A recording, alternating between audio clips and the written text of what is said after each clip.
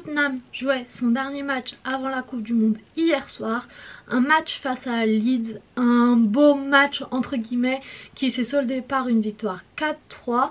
Et avec la trêve qui arrive, avec la Coupe du Monde qui arrive, je voulais profiter de cette vidéo pour faire un bilan bien sûr du match face à Leeds, mais aussi un bilan de tout ce début de saison en entier. Il y a beaucoup de choses à dire, donc c'est parti pour le débrief.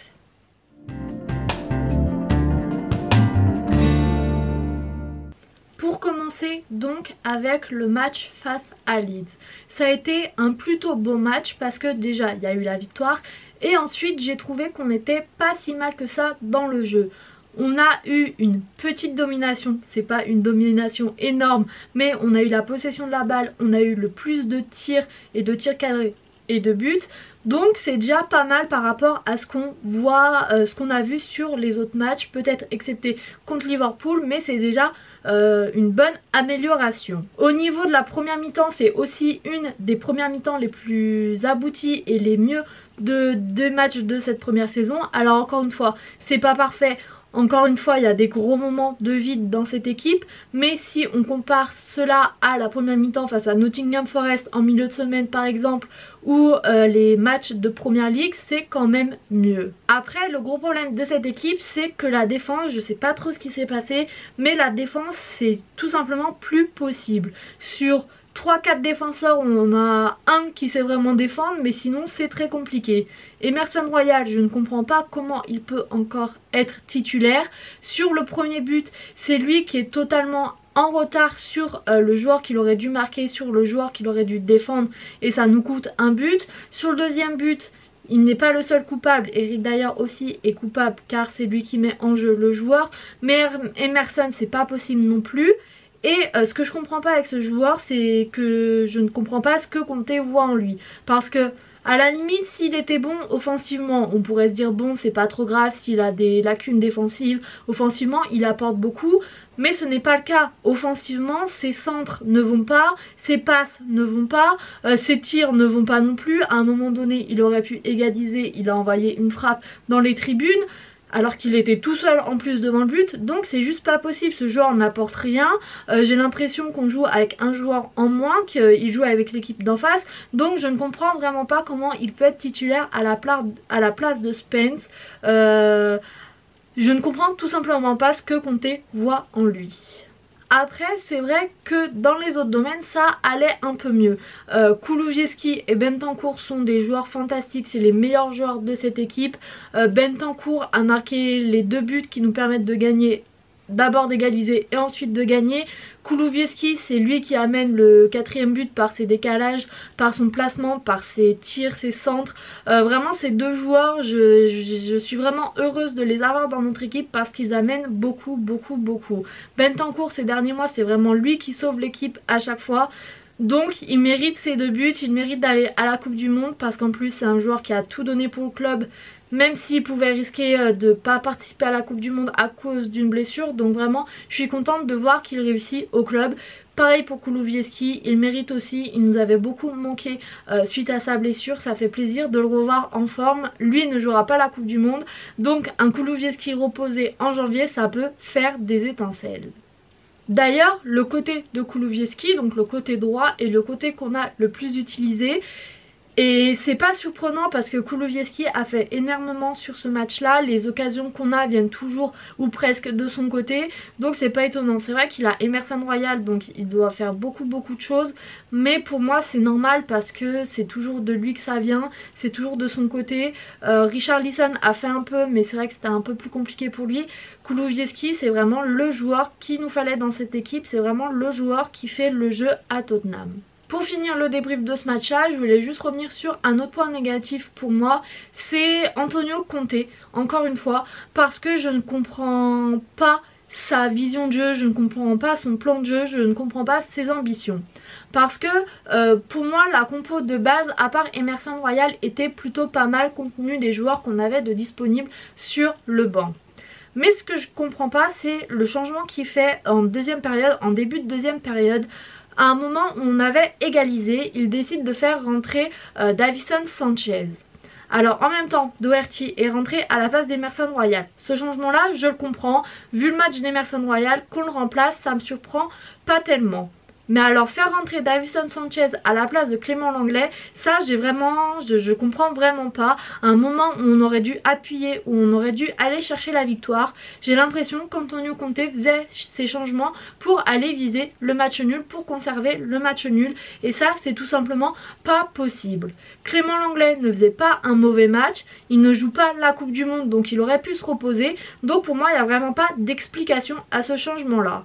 S'il avait fait sortir Eric Dier qui va jouer la Coupe du Monde, qu'il voulait le reposer, j'aurais pu à la limite comprendre un peu plus. Mais là c'est vraiment un changement pour renforcer, si on peut dire ça comme ça, la défense. Et à 2-2 je trouve pas ça normal parce que déjà d'une ça n'a pas suffi, on a encaissé un troisième but. Et même si on n'avait pas encaissé à 2-2, je trouve que c'est important de continuer à appuyer, c'est important d'aller chercher la victoire. Donc là vraiment je me pose des questions sur l'ambition d'Antonio Conte, parce que si on doit se contenter d'aller chercher un match nul et pas appuyer plus, je suis tout simplement pas d'accord avec cette vision du jeu là, cette philosophie de jeu et cette ambition là.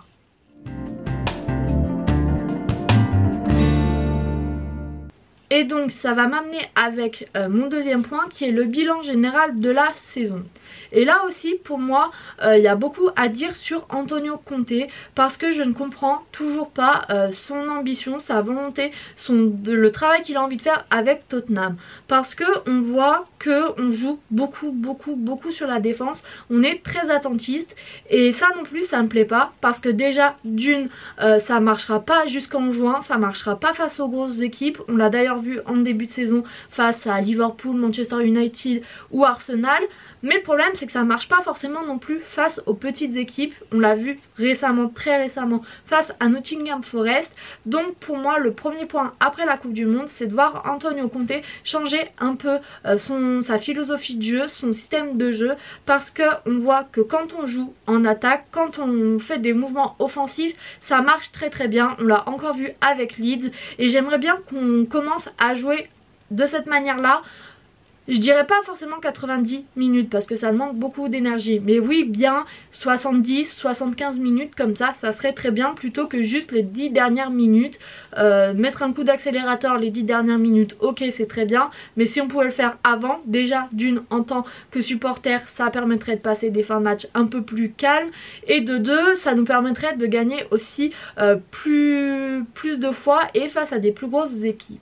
Avec l'équipe qu'on a, c'est juste scandaleux de jouer comme on joue. On a un très bon milieu, on a une très bonne attaque. Donc oui, on a les éléments pour jouer offensivement et surtout on n'a pas forcément les éléments pour jouer défensivement. Et je pense que tout le monde est responsable dans le club. Oui, les joueurs ont une part de responsabilité, mais vu comment on joue, pour moi c'est forcément une consigne d'Antonio Conte et c'est juste pas possible. Quand je vois ces changements, c'est pas la faute des joueurs, ces changements, c'est son temps de réaction, c'est pas la faute des joueurs, donc il a forcément une part de responsabilité. Et quand on voit les joueurs jouer un peu en autogestion en fin de match, quand on n'a plus rien à perdre parce qu'on est déjà mené au score, on voit que ça marche très bien. Donc pour moi Antonio Conte a une très grande responsabilité là-dedans. Et pour finir cette vidéo, pour finir cette conclusion de la première partie de saison, pour moi comptablement c'est plutôt pas mal. On est 4ème, on est qualifié pour la Ligue des Champions, mais c'est vraiment le jeu qui pose problème. Et donc je voulais faire un petit retour secteur par secteur dans l'équipe. Et donc défensivement pour moi c'est le plus gros problème, et c'est là qu'au mercato de janvier on devrait se concentrer. Acheter un défenseur central ça serait pas mal, parce que je pense qu'Eric Dier c'est un bon joueur, mais qu'à force d'enchaîner tous les matchs il est fatigué et que donc il fait beaucoup d'erreurs. Je pense qu'il n'a pas forcément le niveau pour jouer les gros matchs de Ligue des Champions par exemple, mais je pense que pour les matchs de Première Ligue face à Nottingham Forest par exemple, face à Bournemouth, il a le niveau. Je comprends pas pourquoi il a perdu son football, mais forcément ça cause un problème en défense. C'est pas le seul, parce que comme je l'ai dit, dans la défense j'inclus les côtés, et que ce soit Emerson Royal ou Perisic et Sessegnon, ça va pas non plus. Donc il faut vraiment recruter pour moi un défenseur central et un joueur sur les côtés. Si on veut pas donner sa chance à Spence, il faut forcément qu'on achète quelqu'un d'autre, parce que je veux pas continuer jusqu'en juin avec Emerson Royal à ce poste là. Au milieu de terrain, pour moi c'est l'endroit où il y a le moins besoin de recrues, à part peut-être un milieu créatif, parce que à part cela on a des bons joueurs titulaires, Højbjerg et Bentancur, qui font des matchs incroyables, et on a assez de remplaçants sur le banc pour pallier à de potentielles blessures avec Bissouma, avec Skip. Alors bien entendu, si on a une épidémie de blessures comme ça arrivait en attaque, ça sera pas suffisant, mais pour moi on va pas acheter 40 milieux de terrain juste pour pallier à ces blessures, à ces potentielles blessures.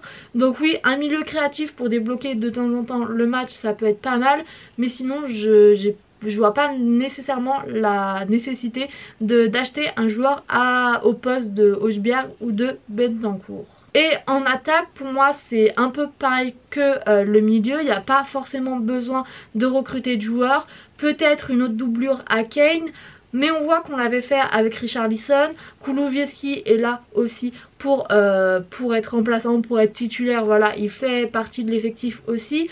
Pour moi c'est pas forcément nécessaire parce que on en aurait eu besoin là en début de saison parce qu'il y a eu beaucoup de blessures, mais on peut espérer que ça n'arrive pas en deuxième partie de saison, et donc à ce moment là on a assez de joueurs sur le banc et sur le terrain pour être titulaire. Donc pour moi c'est vraiment la défense, le milieu créatif sur lequel il faudra se concentrer pour ce mercato.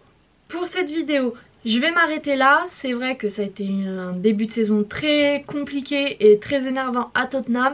J'espère qu'après la Coupe du Monde ça va s'arranger, qu'on commencera à proposer du beau jeu. En attendant, je vous dis à bientôt pour une nouvelle vidéo et salut!